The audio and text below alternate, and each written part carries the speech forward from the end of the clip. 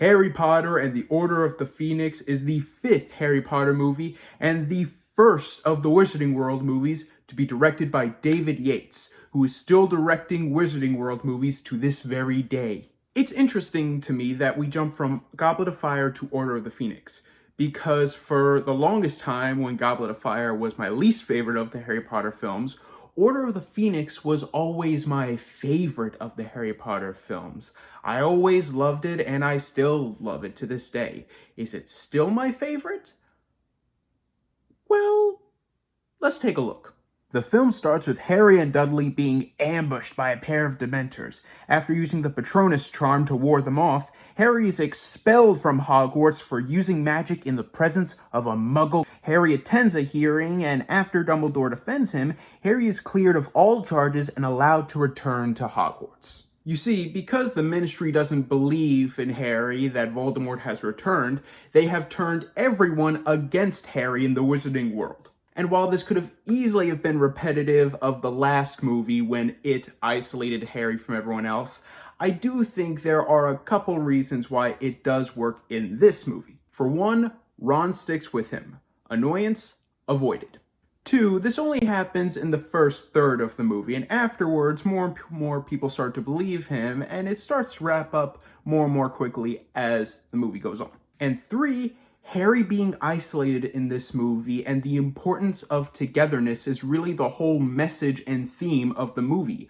Unlike the last film where it was just a big factor, here it's the central point. So after Harry and the gang arrive at Hogwarts, we are introduced to the new Defense Against the Dark Arts teacher assigned by the Ministry itself, Dolores Umbridge, played by Imelda Staunton. Staunton is fantastic in this role because she is just so evil. That's the only word that can be used to describe Umbridge. Evil. She enforces the Ministry's harsh restrictions with absolute glee, banning the use of magic in her magic classroom, constantly enforcing rules that pretty much just prohibit any fun right over Dumbledore's head by going straight to the Ministry itself, and punishing students by forcing them to write lines that are magically scarred into their skin. Whether it is her ugly bright pink color palette that is in everywhere for some reason, her constant need to clear her voice so that she can just interrupt you, she is just one of the most hateable characters ever put to screen. And I'm gonna be real honest, I hate her more than I have ever hated Joffrey on Game of Thrones. She gets to that level of hatred for me personally. And for me personally, she is one of the biggest reasons why this movie is so good. Because you're meant to hate her, and you do hate her with a passion.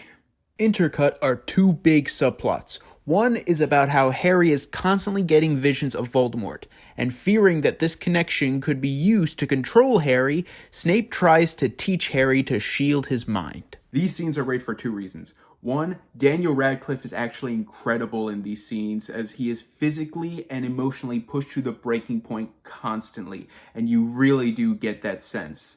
And 2, after constantly failing time and time again from preventing Snape's mind probes, Harry throws the spell right back in Snape's face and sees Severus's harsh childhood as he was constantly bullied by Harry's dad when they were in school together, adding a huge layer to Snape's character outside of Rickman's constantly entertaining presence in every film. The other subplot is the creation of Dumbledore's Army, a club created by the Golden Trio to properly teach the students of Hogwarts how to defend themselves from the coming conflict, everything from simple stunning spells to full-on Patronuses. However, soon they're caught by Umbridge, and Umbridge sees that the club is called Dumbledore's Army, and so accuses Dumbledore of trying to amass an army to try to take down the Ministry. And before anyone can arrest Dumbledore, he vanishes thanks to his pet fox Phoenix, who can again do absolutely anything apparently, and I can excuse this because it does lead to probably my favorite line in the entire Harry Potter franchise, said by Kingsley Shacklebolt, played by George Harris. "You may not like him, Minister, but you can't deny Dumbledore's got style." After having enough of Umbridge, Fred and George Weasley, played by Oliver and James Phelps, decide to drop out of school in the best way possible by constantly lighting fireworks in the middle of a big exam, thus destroying all of Umbridge's decrees while also advertising their new joke shop that they will be opening. But the fun ends when Harry gets a vision that Sirius is in trouble at the Ministry of Magic. So along with a small group of Dumbledore's army, they race to the Ministry of Magic to find where Sirius is, and of course it's an ambush. Though, to be fair, the following three-part climax is amazing. The first consisting of the battle in the department where all the big members of the club show just how much they've learned when they face off against the Death Eaters. And then the second part when the Order of the Phoenix, Dumbledore's actual army from the First War, pop in and fight off Voldemort's followers with Dumbledore's new army. And then Sirius gets shot by Bellatrix Lestrange, played by Helena Bonham Carter, and he dies. Not cool. But Harry's revenge is stopped when he's intercepted by Voldemort, who gets intercepted by Dumbledore, and they participate in the final part and the most epic part of the climax. Dumbledore versus Voldemort.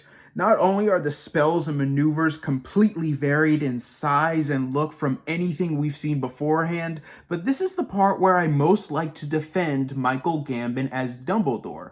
As likable as Richard Harris was, I never got the sense that he was the most powerful wizard to ever live. Gambon practically walks like he can own you without even moving a finger. And after Voldemort tries to invade Harry's mind, Potter is reminded that while Voldemort is alone with no one to fight for, Harry has all of his friends, and is thus stronger. He banishes Voldemort, exposing the Dark Lord to the Ministry and the entire wizarding world, and we end the movie on a happy, uplifting note, having won this battle, even though the war still goes on. And that was Harry Potter and the Order of the Phoenix. Is it still my favorite Harry Potter film? Probably. Don't get me wrong, there are a couple problems here and there, like a couple of moments that I could easily have seen in the book. They were explored in depth, but as they're presented in the movie, they're very small moments, so they just sort of come off as random moments. But apart from that, the acting is probably some of the best in the entire series. The characters are fantastic, whether you're supposed to love or hate them. The pacing is smooth, the music is great, and the action is awesome. Maybe if there's one other thing I would have liked is a bit more of a visual distinction like Prisoner of Azkaban had, but as it stands, I'm sorry, I love this movie. I'm going to give Harry Potter and the Order of the Phoenix an A.